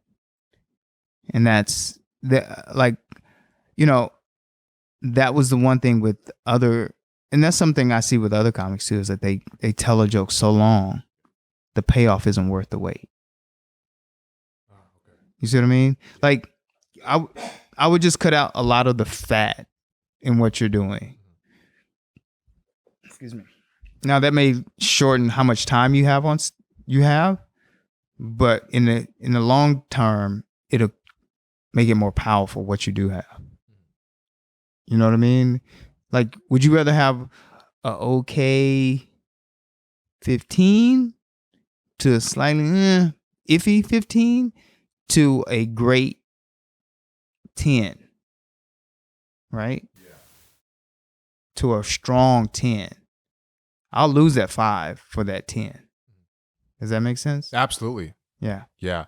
Yeah, because I've been doing what you said about doing the same jokes, but there's also that part of me that's just like fuck. It's hard because I just want to not like full blown improvise, but put more of whatever me is out there. But then that causes me to kind of be walking around, wandering. You meander to the point, and then it takes you longer. Then you're like, oh, I got to get back to what I was doing. Yeah, just like that. Yeah, but like when I'm in the pocket of that, I'm like, oh yeah, but that I can't stay like that because I don't have the material set like that. Yeah. So I'm literally I don't know if it's like an ego thing where I'm still like, oh, you could do it without doing that shit, or if it's just the fact that I hate feeling like restricted or right. You feel restricted. Yeah, I know that the restriction. I remember when I used to do just clean shows. Like I would just I would do these clean comedy shows, and I was like, fuck. I was like, I want to curse. I want to do this. It was just I felt like this, but I would literally feel like I was working out with weights on, right? Then when they finally took the weights off, and I was like, fuck, now I'm jumping high. I'm slamming, I'm doing all this crazy stuff. And it's like, oh, okay. So that's where I say you want to make sure you first regiment yourself to this is all you do. Then you can take the shackles off and let yourself loose. But first, put that restriction on yourself. Because what you don't want to happen is you develop in a certain way, and then all of a sudden you're not able to continue that way. You know what I mean? Like there's certain guys you'll see, they start to develop these, you don't want to develop bad habits, so that you always want to be able to do your act. And your act is who you are as a comic, right? But if you step away from your act and stop, like every now and then you're improvising, and not doing the act, and you're like, oh, I'm gonna get back to it. You're like, I'm gonna get back to the material, but I'm gonna do this improv stuff over here, and you never get back to your material. You'll always do that. Like you'll always be, and that's not good for when you're trying to do TV, when you're not trying to do a special, when you're trying when you're doing a special, this is what you got to do. Like, do it, and do it the way, like, there's nobody's business, right? So, and that's what a lot of times, if you're improv, if you start doing all this improv and that's what you do, then once you get to the TV shows, then you're trying to do that. You're like, oh, it's not going the way I want it to because I'm so used to doing this improv. And I'm not used to being confined to a certain standard, right? Or a limited to what I can do. So, but your special, that's a little different. You're going to do some variances, but for the most part, like most specials, they tape twice, right? And they take the best of both specials, and they go, "This is the special." But most people don't. If you are jumping around, there's no cohesiveness between the two specials. It's true. That is true. But if you've always been this improv guy, how can you expect to stick to this script? Yeah. Of your act, because it's your act. You know, that's I always tell people that's what we have. Like as comics, that's all we got. A bass player has his bass. Whatever your instrument is, you play that. That's what you got. You're the guitar, the piano player, the violin, the flutist, or whatever. You play the flute, the sax. That's your instrument. That's what you got. That's your battle. When you go to battle, that's what you got. If you don't, as a comic, work on your act, and you don't have an act, but you're still saying I'm a comic, then you're going into battle without your gun. Like you're literally, if you played the sax, you need to know notes. You need to know how to hit the notes and play the scales and da-da-da-da. And you can't just go, oh, I'm going to just go off on my own. And they're like, hey man, you're not sticking to the song. This is the song. Find your shit in the song. Don't find your shit outside of the song and going crazy. You know, it's funny. I've worked with other comics and tried to get them to understand that and they're like, well, I feel free. And I'm like, you can feel free in your material. Like you can it's your material. You wrote it, you know it. You can feel free in that. Like if I wrote a song, how am I not going to know how to feel free in my own song? Does that make sense? Yeah. Yeah. Like they could keep doing the same song over and over and then they could like fuck around with it. Yes. Make it interesting, but it's still the song. Yes. Within the confines of the song. Yes. Yeah. It's just like, you hear Michael Jackson sing This Little Light of Mine, and you hear Prince sing This Little Light of Mine, or you hear Madonna sing This Little Light of Mine, or you hear Mick Jagger sing This Little Light of Mine, or James Brown. You won't understand James Brown, but but you'll know it's him. But you know it's him, yeah. Right? Like they have their way of singing it, but not to the point where you go, they're not being who they are. Like, yeah, they are. They're singing that same song, but completely who they are. Right? And that's where a lot of times I think we as comics start thinking, oh, but me, I gotta do this. And you're like, no, you just do your instrument. Do your instrument. You know what I mean? Like the joke of who called that piccolo play? Like piccolo play is a motherfucker. You ever heard that joke? It's Robin Harris is one of the comics that kind of made it really famous. And it's a funny joke. It's funny because it's a long joke. And he goes, preacher gets up and he goes, Robin Harris does this joke about he went to Compton, went to this church in Compton. He's all, you know how they all in Compton? They cursing. He goes, preacher gets up and goes, all right, everybody turn your hymn books. He goes, they didn't have an organ player. They had a piccolo player. he goes, oh man. He goes, everybody, we got a piccolo player. We're going to sing hymn 43. Piccolo player go, sorry, preacher, I don't know him 43. He goes, that's all right, brother. I know you just got out on parole. So he goes, so what about 152? He goes, sorry, bro, I don't know 152. What about 138? I don't know 138. About 178? I don't know 178. He goes, you know how they are in Compton? All of a sudden somebody said, the piccolo player's a motherfucker. He goes, all right. I ain't gonna have that shit in my church. Pastor he go, whoever call my piccolo player a motherfucker, stand up. And nobody moved. He go, well, whoever call my piccolo player a motherfucker, do something. And he go, Tiny leaned over to me and goes, don't move because he'll shoot you. He goes, well, whoever the man next to the man that called my piccolo player motherfucker, raise your hand. And everybody started sitting on their hands. He goes, well, whoever called my piccolo player, whoever's the man next to the man that's next to the man, they call my piccolo player a motherfucker, say something. No, everybody holding him out. He goes, well, whoever the man, the next to the man, the next to the man, the next to the man, the next to the goddamn man, they call my piccolo player a motherfucker, blink your eyes. Everybody open their eyes. He goes, this shit went on for about an hour. He goes, I was in the church wondering who was the man next to the man, that's next to the man, the next to the man, the next to the man. They call that piccolo player. He goes,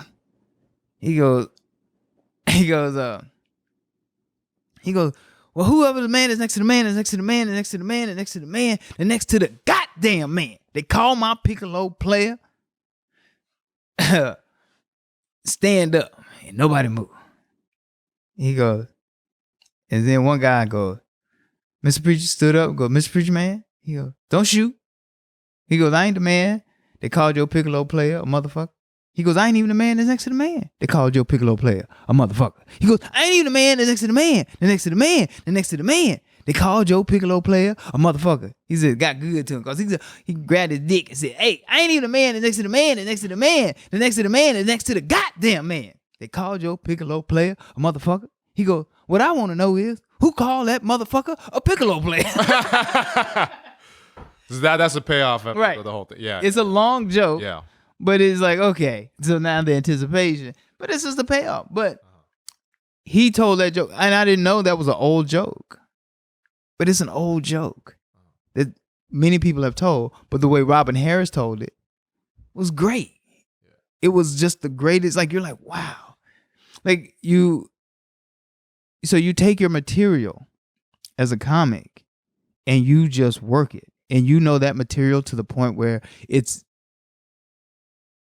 doesn't matter how many people are attacking you, you know how to get back onto your material. Like, I know my material back and forward. I know each joke. There's jokes that I've told you that on this show that I haven't told in over 10 years. But I know the joke. I know the joke because I rehearsed that joke. I still rehearse that joke even to this day. I rehearse that joke. I know, but I don't say it. I don't even tell that joke. Like the joke, what joke did I tell you that? I can't even think of a joke. But there was, I'd have to go back to the tape. Like literally, the joke about my aunt, about the white people. Yeah. I haven't told that joke. I've told that joke 3 times in my whole life. Wow. But I remember that joke. It's always there. Yeah. Arsenal. Yeah. You always have that joke. Like, I'm trying to talk about the last relationship, right? But specifically in terms of the couples therapy. So now I have multiple ways to approach it and with different energies and all that. So by me working on the same thing for like 3 months, but I don't quite have a structure because I'm not sure exactly, like even just starting it, there's so many different ways to start it. And like the whole, the premise is the same, but like it's just kind of getting into completely. It's just very, very different. So because that's still fine if I just keep coming at it like that? It's still fine if you keep coming at it, but it's different. You know why it's different? Because emotionally you're going through it differently. Like that's so true because I kind of care less about it. Right. But I think it's funny, so I'm trying to keep it. But I also kind of just want to mentally leave that shit behind because like, I'm like, God damn, it's been almost 2 months and I'm just like, I just don't really want to kind of talk about it, but I'm like, fuck, I like that. Right. So what happens is you have to emotionally devoid yourself from it and just look at it specifically as material. Yeah. But emotionally, you're so close to it that as you talk about it, you're speaking from that emotional place that you were back 2 months ago or whatever. You know, and it changes. Like each time it just changes. Yeah, because there's sometimes where I don't give a fuck. Right. And times I do give a fuck where I'm like heartless about it. Right. There's other times where I'm like, oh, it's funny, playful. So it's always kind of changing. Yeah. Yeah. But, you know, when you rehearse it to the point where you are always coming from the same place over and over. You should rehearse it every day. And I know it's hard. Yeah. Like, it's really hard. Like, I'm pretty sure it's going to be hard when my dad passes for me to do my dad material. Oh, okay. Yeah, I got you. But because I've done it so much, I can just do it. I can shut that off. But I mean, at that point, if you still believe in it, you should still keep it, right? Yeah. Instead of just like, so I guess the main thing is just the part of me that just wants to leave that behind completely, like emotionally. Yeah.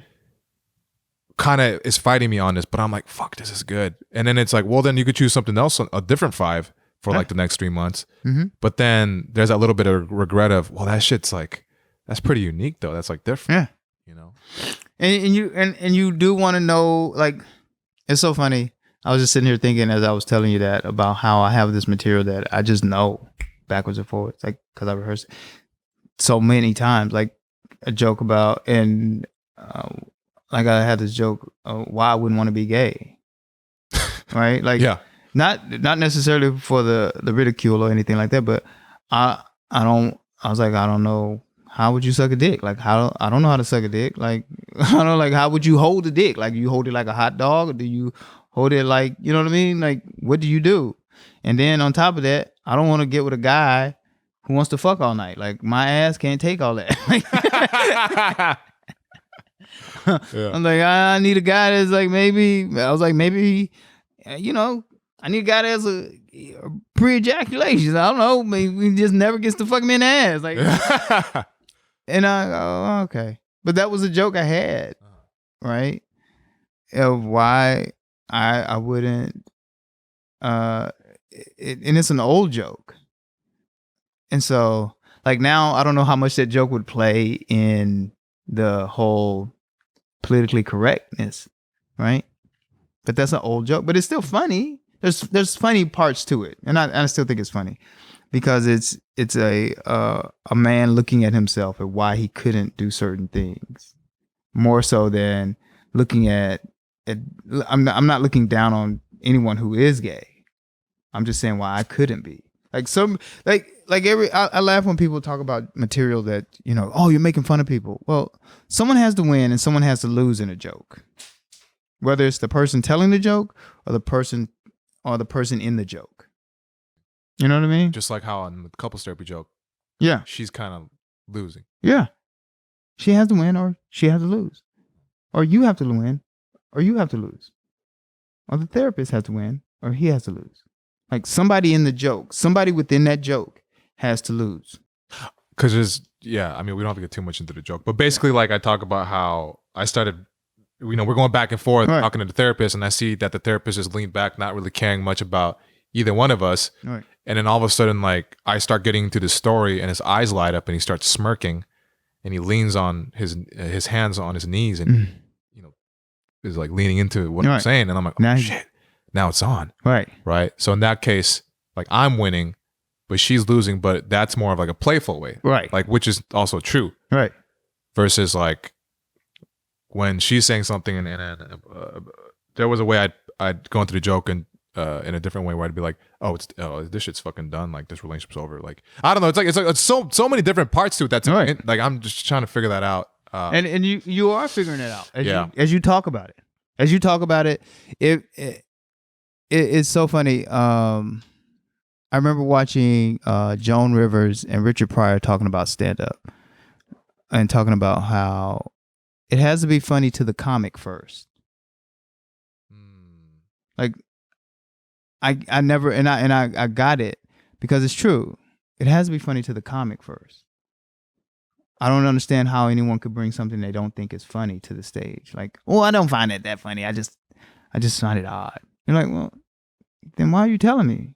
Like, I want I want the shit you think is funny. Yeah. What you think is funny, tell me.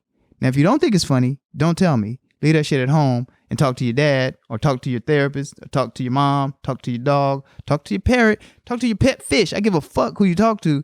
Just don't bring it to me. Right? Yeah. And so back to what you're saying is you have to do the material over and over and over to where you find where that funny is and where it speaks quick, like you're just telling that story. You know what I mean? To a point. You ever seen Richard Pryor live in Long Beach? I don't know if that's the one I saw. With him in the... Is it where somebody's taking a photo at the front row? The white guy? Yeah. Okay, that's... Yeah. You remember the story he tells about the deer? Right? He tells this joke. He tells this joke about hunting. And there's a deer and he's all... He's walking in the woods and it's... And like you start to feel like you're in the woods with him. Right? Yeah. And he's telling all his stories and he's pointing things out. Like he's not pointing out. You're sucked into that story. Yeah. Because he's bought into that whole story. Right? Like as you can tell, when he's telling that story, you can see he's immersed himself so deeply that you see everything around. Like you feel like, oh yeah, I see that. I see the deer. And then he tells a story like, just go back and for those, he goes, and then all of a sudden there's a bear shows up, right? And then he goes, oh shit, there's a bear. And then he goes, oh, which way you gonna run? He's like, why? Because I don't want to run over you. You're right, like you get so immersed in that story that you, when he finally tells you the punchline, that you're like, oh fuck, right? Yeah. But in that story, someone had to lose, right? The guy he's with, like he talks about two guys going hunting, two people hunting, him and another guy, and then another guy. And he says, the guy who says, well, which way he's like, well, when I run, I'm going to run over you, or I'm leaving you so far behind. The bear is going to eat you. Like, you're the one that's going to get ate, not me. Like, no matter what. Like, no matter what choice we make, I'm not going to be the one that's going to be dying. You are. Right? However you see that story, that's how in the end. Wait, okay, now I thought about it. The thing that I used to do when I would tell stories when I was in high school was I would tell it just to tell it, but I would place myself back into it, so to the point where I'm like I see it happening in my head as if it's happening there. Yeah. But with stand-up, somewhere along the line, I separated those two things to where I'm just doing the act and I'm more focused on... You're more focused on getting it out. Getting it out, yeah. And not immersing yourself in every... Yeah. And then, well, that's the thing. You have to somehow connect back to what you did in high school of placing yourself in it. But also enough to... Place yourself enough in it to where you tell that story with that same enthusiasm, that same connection, that same connectivity to it. And because it'll start to flow in such a way that it's a beautiful thing. Like... Comedy, I think most people think comedy as an absolute, right? But comedy is more fluid than that, right? Like you see comedy changing all the time. And what it changes into, we don't know. What your comedy will change into, you do not know. If you knew, you would try to change there faster. But if you knew, you would miss some steps to make it the beautiful thing that it's going to be, whatever it is, right? Like my comedy is what it is. It's beautiful for me because the way I paint in comedy is not the way you paint. Picasso painted completely different than Michelangelo, right? Yeah. Da Vinci painted way different than now both of them, right? But it's still a beautiful painting. Picasso was this abstract guy. Van Gogh, beautiful painter, but different. So what we do as comics, as art, it's different. But what you do with it is make it your own beauty. You have to make it your own beauty. Don't try to paint like, you can take a little bit of this and that and this and that and that, but then you make it your own. Once you make it your own, there's nothing anyone can do. No one can steal what you do because it's you. And unless they plan on becoming you, that's not going to happen.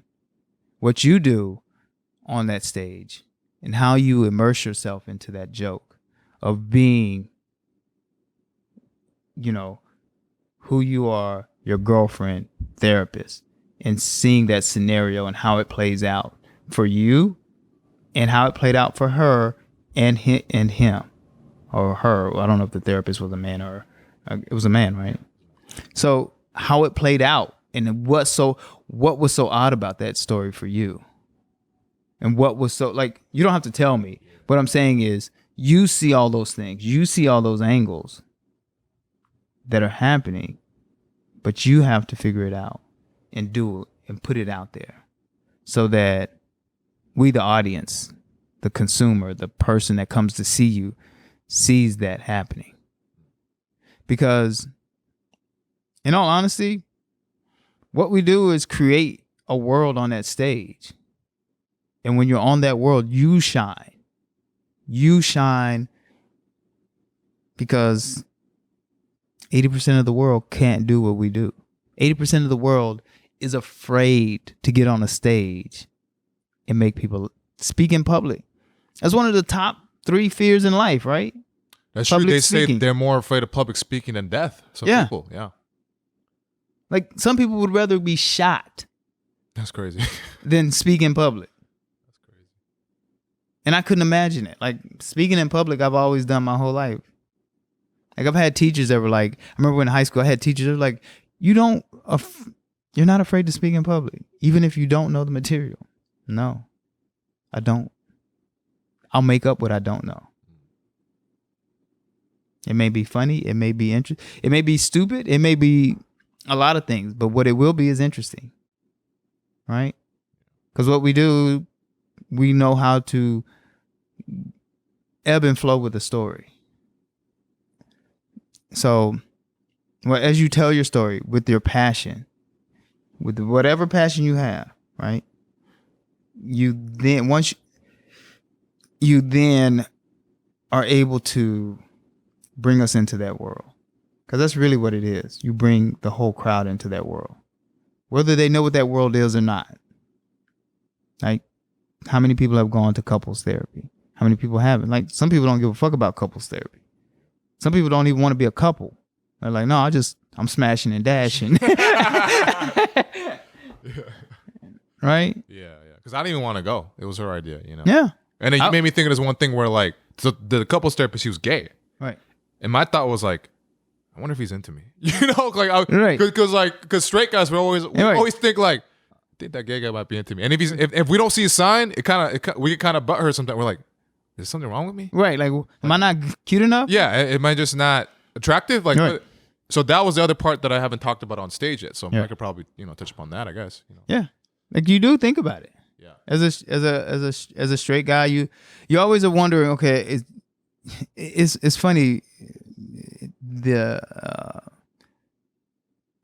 I don't know. It's just different. It's weird how you don't like. I laugh when straight guys, not gay guys, straight guys get upset about a gay guy hitting on them, but then are wondering, well, why doesn't the guy hit on me? Yeah. Like, oh, he was hitting on me. What? He didn't hit on me. You're like, well, he didn't find you attractive, I guess. I don't know. Fuck that. Somebody found you. Like, yeah. It's just stupid. It's a weird thing that we do. This is weird jealousy because even when I used to go to this private like Presbyterian school, and there was the pastor was gay. His name was Pastor Mike, and he'd go around and massage all the boys in middle school. Massage them, come behind them, like massage his shoulders, and be like, "How are you?" Put his head over their shoulder. Hey, how's it going, Roy? Hi.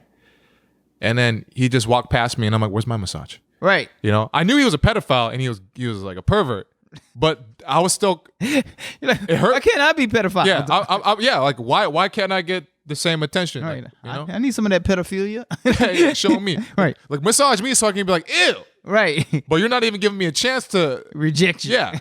Yeah.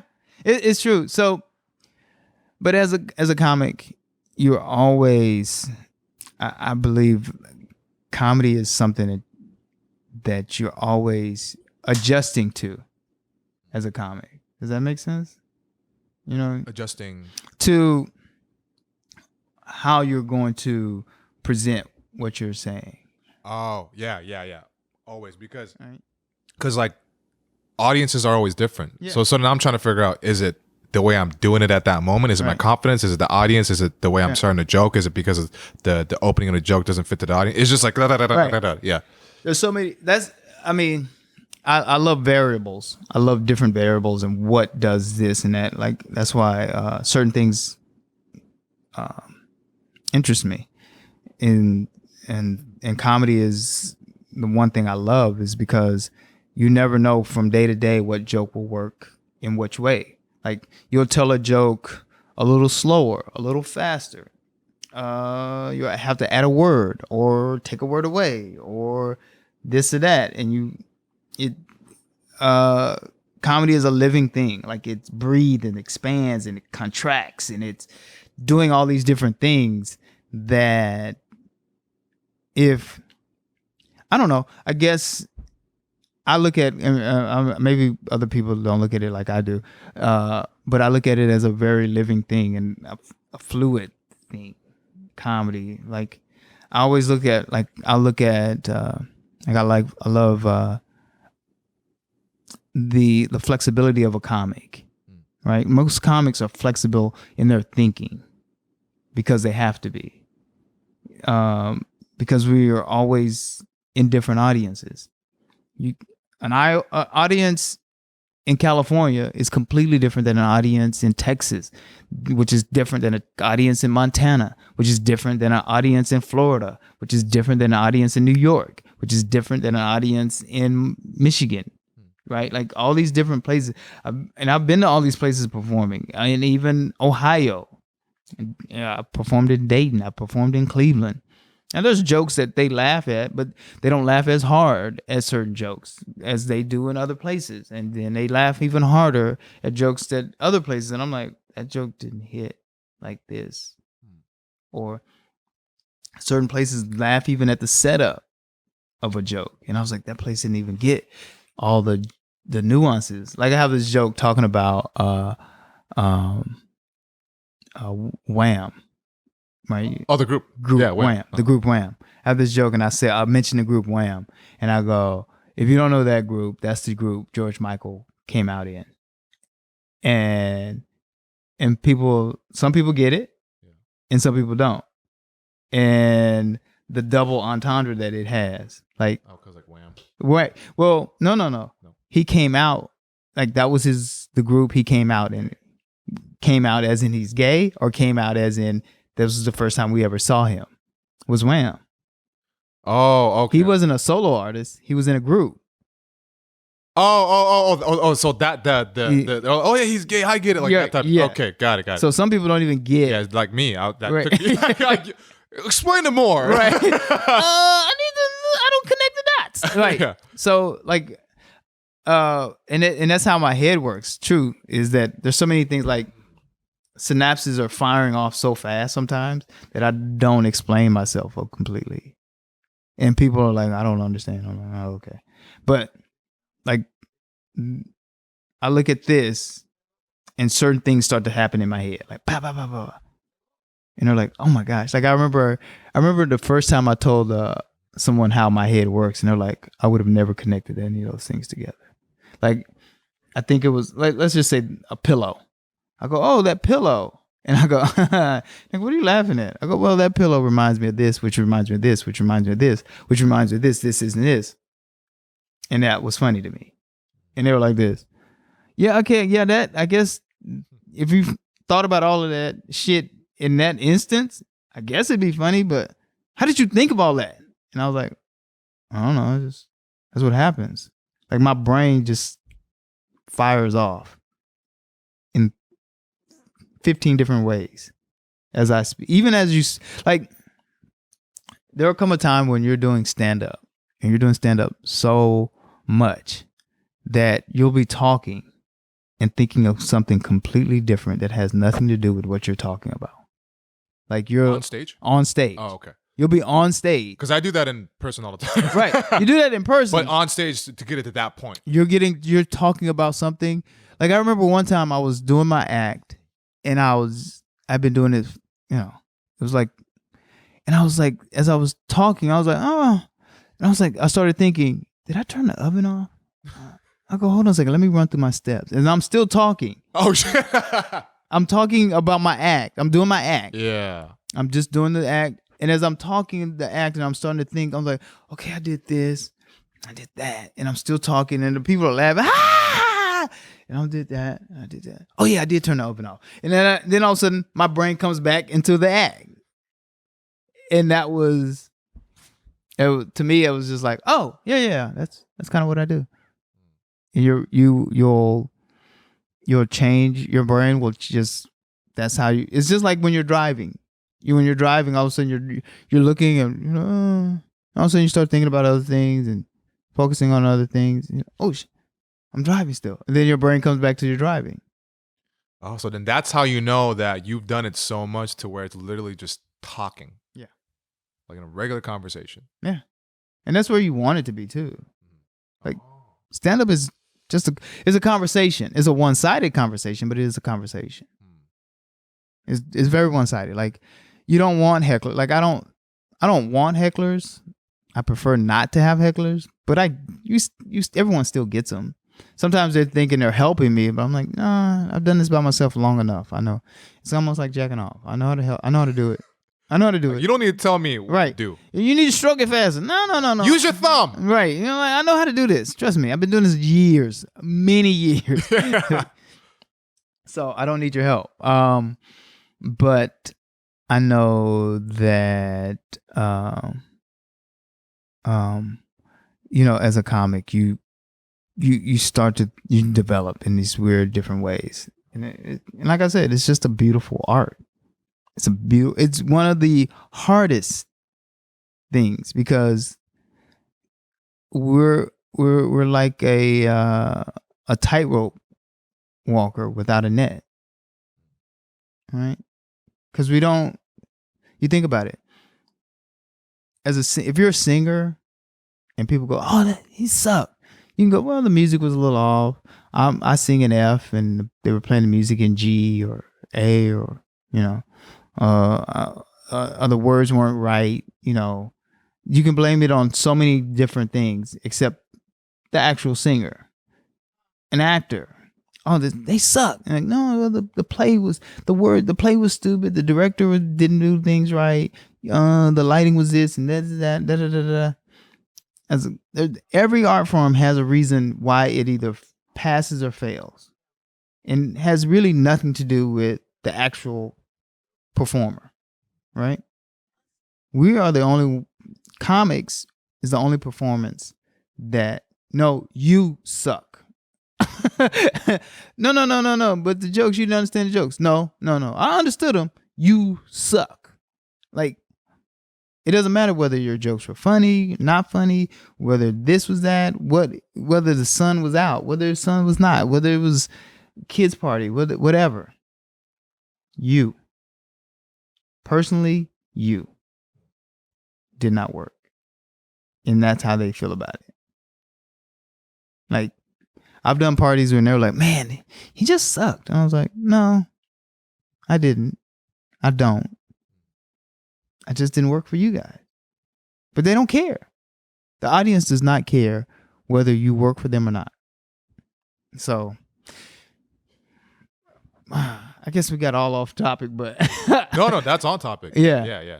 No. That's as a comic, I always tell people, as a comic, you're always trying to figure out what's what. No matter how many years you've done it, how many years you do it, you're going to always find something new. Always. Like, what you're experiencing, every comic is experienced. Like you're trying to figure out where to go with this material, right? Like what I can and can't do. What are the laws and the do's and the don'ts about this joke? How do the do's and don'ts just even for me, not even for the audience, just for me. And that's what you're trying to figure out. And as you figure that out, you would hope that you would figure it out without the audience before you put it in front of the audience, and then figure out what their do's and don'ts are before so that at least you're not just doing it from a perspective of self-gratification. You know what I mean? Like, yeah, I'm making fun of this bitch. Fuck that bitch. Yeah. Right? Ha ha. I'm talking about you, bitch. Fuck you, bitch. It was like that at first, though. I'm not gonna lie. Yeah. I know. I know. And when I posted it, I did it on purpose too. Right. Because I knew. Well, I kind of wanted to let people know, like, I don't give a fuck. Right. Even though I clearly gave a fuck. Right. But B, I knew that the ones that cared about me would support me by either saying nothing or like saying it was funny. Right. And then the ones that took her side would come up, and one person did come up who took her side, and now we're not friends, and it's cool. Right. Yeah. I know why you did it. Yeah. Yeah. I was always telling people like, no, it's just stand up. But the fact of the matter is like, yeah, I wanted to hurt her. Like, I'm not like emotionally, I wanted to hurt her because she broke up with me. Right. Like it's true. It's twofold. It's to get back at her and to be funny. Yeah. That's it is what it is, right? But now it's about putting in that work. Like most comics don't, and that's where as a group of comics, a lot of us don't like to put in the work because that's the hard part. It's really hard to put in that work. Like every day I got to get up and tell this joke. Every day I got to figure out where it works and where it doesn't. Every day for whatever length of time, I have to figure it out.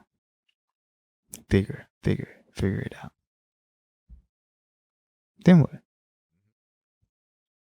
Just figure it. Once you figure it out, then each time you do a joke, you'll put in that work. I hate to say that they're just. I hate when a comic is just lazy. Lazy, like they don't want to put in that work. Like, I have to sometimes, and I have to fight against being lazy too, against myself. Like, it's so funny. Sometimes you get up as a comic, you'll wake up and go to work. Right? You get up, go to work on somebody else's dream. If you go to a job, that's somebody else's dream. Background. Right. That's not my dream. Right. Okay. That's not your dream. No. But you'll go do it. You'll wake up. If that means I got to wake up at 6 in the morning to get there by 7, or wake up at 4 in the morning to get there by 5, I'll do it. Right? Mm-hmm. But as a comic, to get up and work on your own things, what time will you wake up? How long will you stay up? I've stayed up times. I've been times when I stayed up till 2, 3 in the morning. I'm so tired I can't even stand up. Jeez. I'll just lay down and tell jokes. I lay on my floor and just tell my jokes. Oh, practicing at your house. Yeah. Okay. Shit. That's how tired I've been. Wow.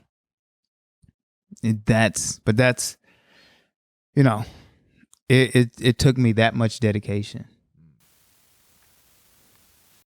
Now, have I reached the Kevin Hart, Chris Rock, Chris Tucker, Dave Chappelle level? Not yet. Will I ever? I don't know. But I love the journey. Some comics, they think it's about getting the women. Like, this is the only thing I've ever done. This is the only thing in my life I've ever done not for women. This. Damn. You really love it. Yeah. if it's This is on. Like I don't like. shit. Like I remember I worked when I was a kid. When I was a teenager, 16 years old. I worked at McDonald's for women because I was like, they gotta eat. They gotta eat. The thick ladies. Yeah. Well, not thick. No. Well, they can be thick. They can't be overweight. Yeah. They can be thick. Like I love thick thighs and hips, little bitty waist. The hourglass. Yes. But no spanks. No spanks. Don't spank. That's trickery. I've been tricked before. Right. I can spank you, ladies. Yeah. But don't spank me. No. Only one spank. Right. Which is the hand. With the hand. Yeah, not that fucking underarm. But yeah, I worked at McDonald's. So there's only been there's two things in my life that I've ever done, not for women. Play football. Yeah. And do stand up. Damn, really? Even football? Yeah. Like sports is all like females type shit. I didn't do it for women. I just loved football. So those are your two pure loves you have in your Pure loves. Like football and stand up. Like I never did stand up for women. Yeah. Because Bobby Lee did it for women. Yeah. He says it all the time. He's like, I did it because I couldn't get laid. I was getting laid before stand up. Yeah. Also, that's also why you didn't have to. I didn't have to. Bobby Lee wasn't getting laid. he was so desperate. He talks about how he sucked like 3 dudes' dicks. Because he was desperate. He was like looking for any type of attention. He's like, oh wait, I guess I'm not gay. I don't like this anymore. Okay. He talks about that shit. Yeah. That's crazy. Yeah. I would never suck a dick. Yeah. Like, I need some attention. That's on another level. Right. Like, I can't even comprehend that. I would never. There's no way I could comprehend that. Yeah. So I was getting women. I was getting a lot of women. Like, yeah. Like I dated a lot of women before stand up and football was the only thing I didn't do. Football and stand up. Like I dated a lot of women. Like I remember I would just like I broke up with women. I would break up with women for some of the oddest reasons. Like I broke up with this one girl because I didn't like the way she ate. Like she ate. I was like, oh, you. I'm like, ugh, I can't eat around you. I gotta leave you. And I told her, I don't think this is gonna work. Did you tell her because of that, or you just? I'm like, it's not working. I'm actually this is gonna be one of those podcasts where I go back and just listen to it because there's so much gold in here that I'm gonna apply because now you got me, like reinvigorated this, like energy I have for stand up against in the sense of like, okay, there's these other ways to approach it now. Yeah. Right. There's more than one way to skin a cat, right? And seriously, if you ever were like, hey Willis, I need your advice on something, hit me up anytime. I will.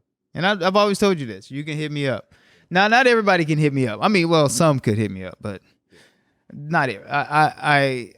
And some people just don't like the way working with me. Some people do not like working with me. Because I have a very strict way of working. Like I've worked with other comics. Like I've helped comics like get ready for their specials or whatever. Uh-huh. But I'm like, this is how we do it, and this is what we got to do. And they're like, well, I want to do this, and they want to have fun. I'm like, yeah. I go, you know what's fun? Doing a great job.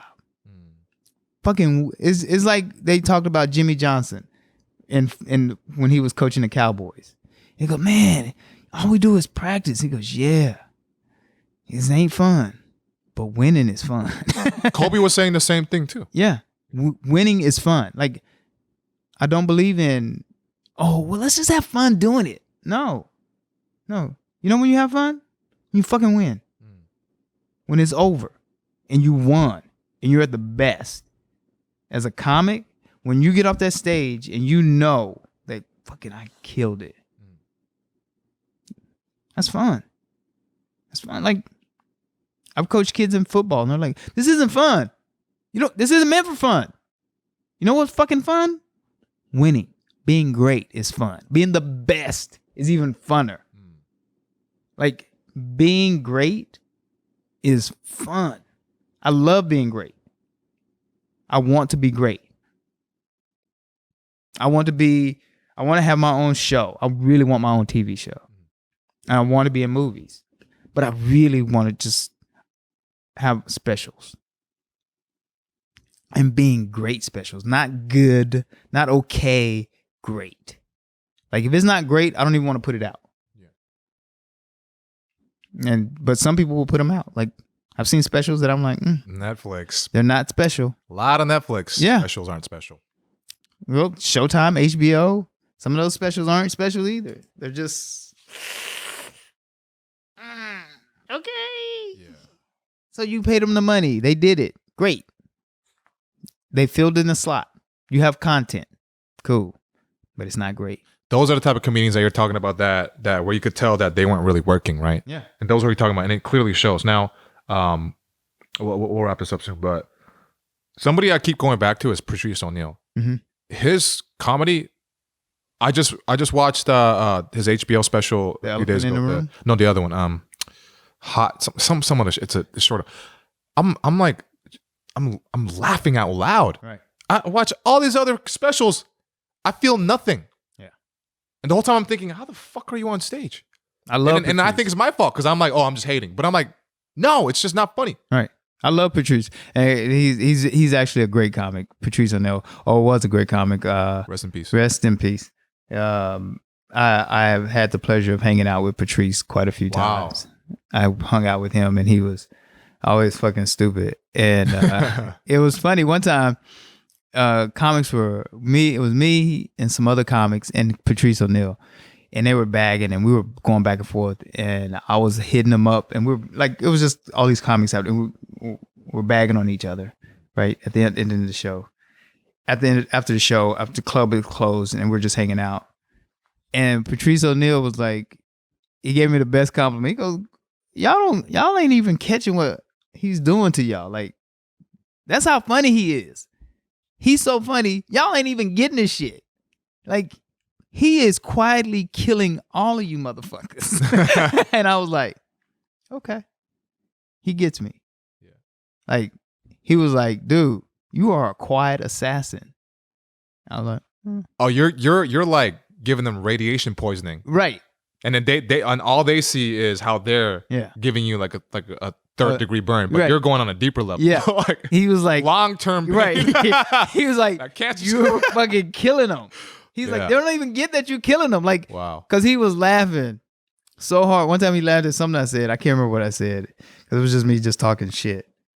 And he was like, you are fucking killing them. And then we hung out. And Patrice O'Neal, we went to this one club. And I was like, I don't want to go to this club. We went to Club Curves.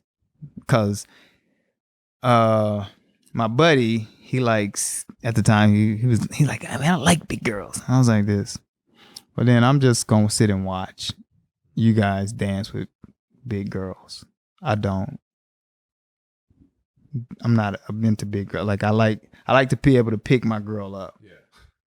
I can't. Without fear of. Right. But without fear that my HMO is going to drop me. Yeah. Like, I don't have a PPO. I got an HMO. Why do you have, so your knees, are they messed up from sports? Right. Football back then? Nah, I was just trying to pick up some big ass bitches. It's big. It's a PR. 200 today. Right. I was like, oh my God, it's a personal best. PB. PB&J. There's a lot of that one. Yeah. So yeah, that's it. Hopefully I'll come back again. Yeah. No, that'd be awesome. You know, like, I was doing my best to keep you around as long as I could because I was like, oh my God, we're getting to the type of shit that I really needed and / been wanting to hear. You know, because like when we would talk before, I just like, well, hold on. I'm like typing notes. Like, oh, say that way. Okay, so you're saying that. I'm looking at it. I'm like, it's all over the place. But now I can listen back to this. And guys, whoever's listening to this, and especially if you're, and even if you're not a comedian, you can apply this mentality to, you know, everything else in your life. You know, kind of like Kobe's Mamba mentality or whatever the fuck it may be. So, yeah. And if you haven't seen Willis Turner live, you got to go check him out. He will make your fucking night. I promise you this. So, do you want to give them your socials? Yeah, you can catch me. I'm on Instagram, Willis Turner Comedy. My Twitter is Willis Turner and the number 1. I tried to change it to Willis Turner Comedy. They won't let me. Bastards. They won't let me. And also, you can catch me on Facebook at Willis Turner. I'm the black guy that's thin, not the overweight black guy. That's my dad. If you see you may see, and if you see a black guy with like 4 or 5 kids around him, that's my dad too.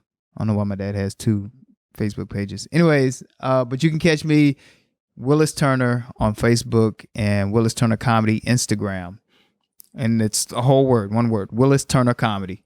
No dashes, no backslashes, nothing. Willis Turner Comedy Instagram, and Willis Turner 1, the number 1, on Instagram. I mean, Twitter, on Twitter. Yes. All right, guys, you heard it. That's not the coronavirus. Damn, man. Sorry, Willis. Your career is done. And it's my fault. So, guys, this has been the Subburger Podcast. Thank you for listening. And I will see you next time. Yeah. Thanks for having me.